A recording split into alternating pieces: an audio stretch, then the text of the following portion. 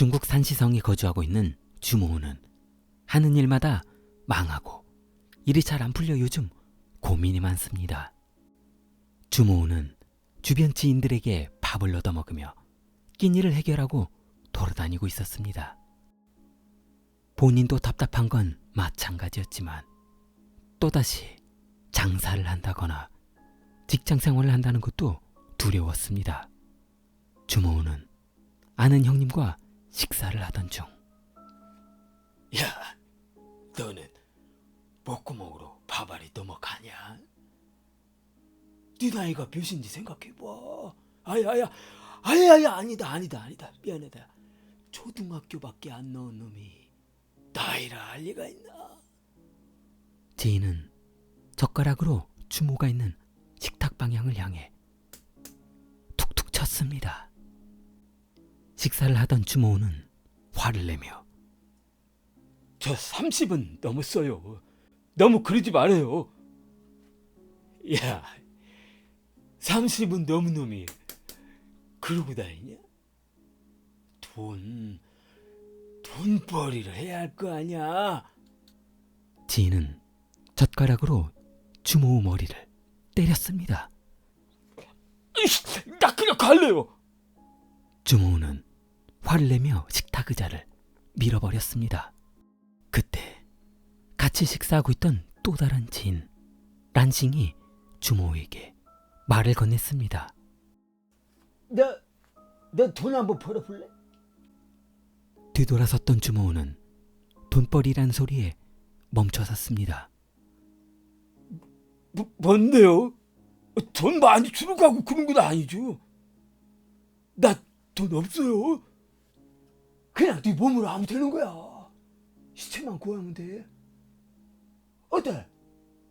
할만하지? 돈은 한 구당 50.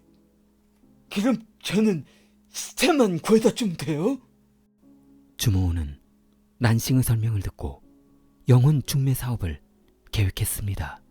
주모는 공범으로 같은 마을에 거주하고 있는 구주를 영입했습니다. 어때? 형도 구미가 당기지. 이거 잘만 하면 상당히 벌겠어. 그러나 그들의 생각과는 달리 여성의 시체를 구하기가 쉽지 않았습니다.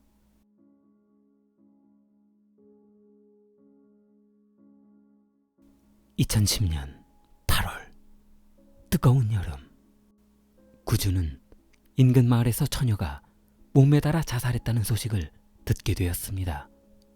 주모와 구주는 첫 사업이 시작된다는 설레임에 너무 기뻤습니다. 그러나 두 사람에게는 치명적인 단점이 있었습니다. 귀신을 죽도록 싫어하는 것이었습니다. 귀신을 너무 무서워했습니다. 우리 할머니가 그러는데 달 뜰 때 귀신이 나온대. 그러니까 우리는 달 안 떴을 때 가자. 아, 그래? 두 사람은 달이 안 뜨기만을 기다리며 야, 무덤 위치는 잘 알아놨지? 겁에 질린 구주는 힘겹게 입을 떼었습니다. 산 앞에 도착해서 첫 번째 언덕 넘어서 낭떠러지가 있거든. 낭떠러지 계곡 근처래. 두 사람은 삽과 곡괭이를 챙겨 이동했습니다. 두 사람은 시커먼 숲속에 도착했고 숲속에서 바라본 잿빛 하늘은 너무 무서웠습니다. 더군다나 펄럭이는 나뭇잎 소리는 더욱 무서웠습니다.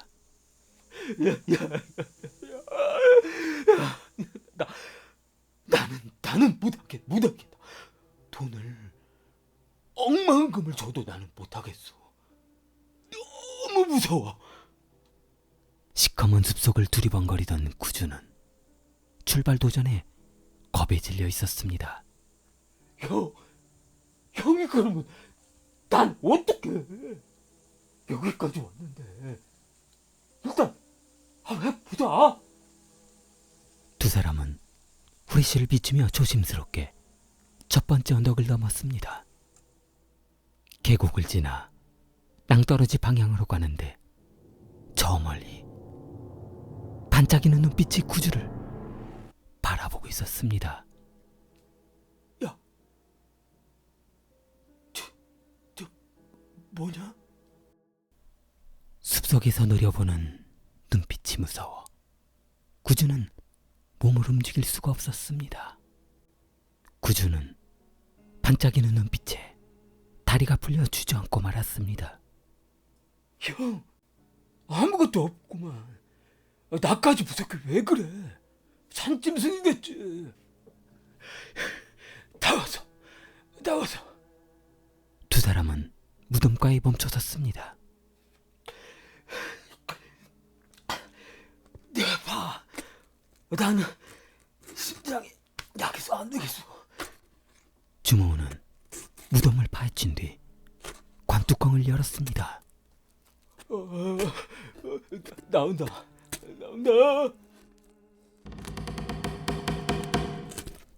주모는 행여나 시신과 눈이 마주칠까 두려웠습니다.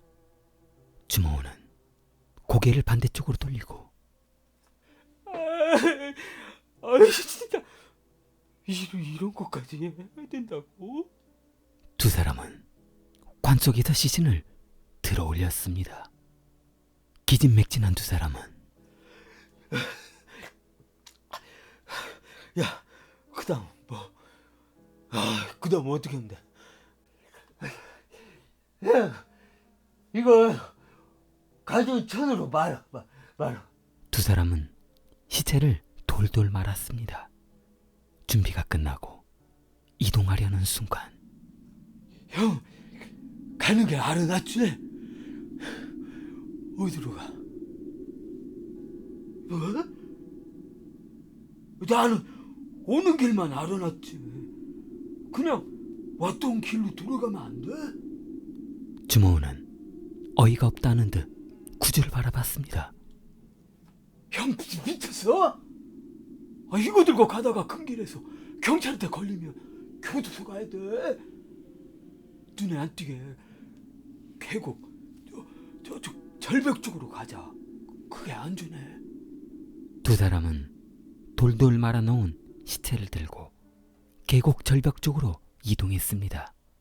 절벽 위에서 한참 낑낑대며 올라가던 주모는 점점 손에 힘이 빠지기 시작했습니다. 힘들게 끌어올리던 주모 뒤에서 부스럭거리는 소리가 들렸습니다. 등골이 오싹해진 주모는 등 뒤에 누군가 다가와 있다는 것을 짐작했습니다.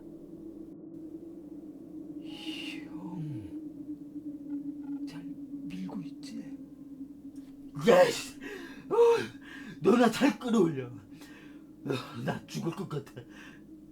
절벽 위로 몇 발자국 못 가고 오른손에 힘이 빠져버린 주모는 오른손 엄지와 검지로 힘겹게 헝겊자루 끝을 쥐고 있었습니다. 주모는 갑자기 무거워진 몸이 이상했습니다. 주모는 숨을 헐떡이며 일어서려는 순간 등에 매달려 있는 무언가가 주모 귀에 속삭였습니다. 이대로는 못 가. 힘겹게 잡고 있던 헝겊자루 끝을 놓쳐버렸습니다. 돌돌 말려있던 시체자루는 낭떠러지 아래로 풀리면서 내려갔고 아래에서 시체를 받치고 있던 구주 형님은 시체와 함께 낭떠러지 아래로 굴러떨어져 버렸습니다. 구주 형님이 풀밭에 떨어지고 잠시 뒤 자루에 말아두었던 시체가 풀려 구주 형 얼굴 위에 떨어지고 말았습니다. 구주 형은 본인 얼굴 앞에 떨어진 시신을 보고 너무 무서워 소리를 지를 수가 없었습니다.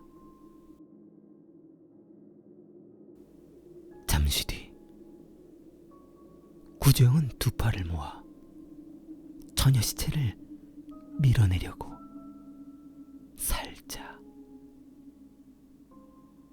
눈을 떴습니다.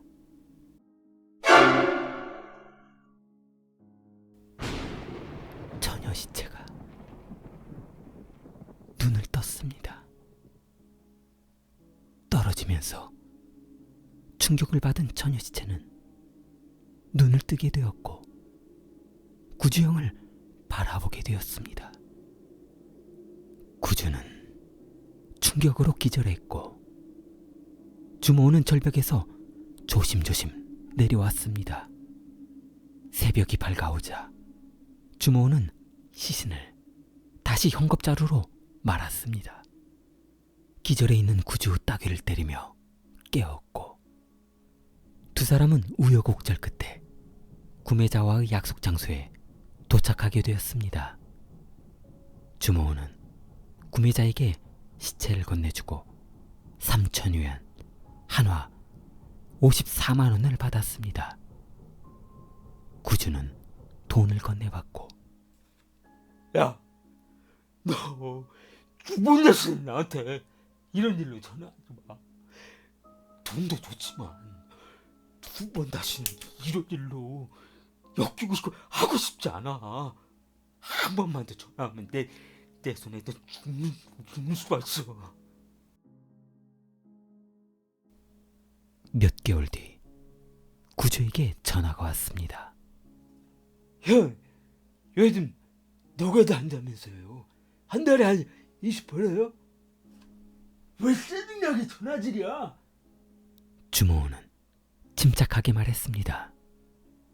형, 한 건당 200 준다는데 아까 구주는 한참을 망설였습니다. 자존심 때문에 한다는 말은 하지 못하겠고 그렇다고 저렇게 많은 돈을 준다는데 안 할 수도 없고 거기 어딘데?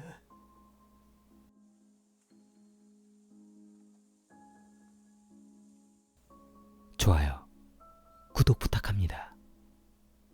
켈리였습니다.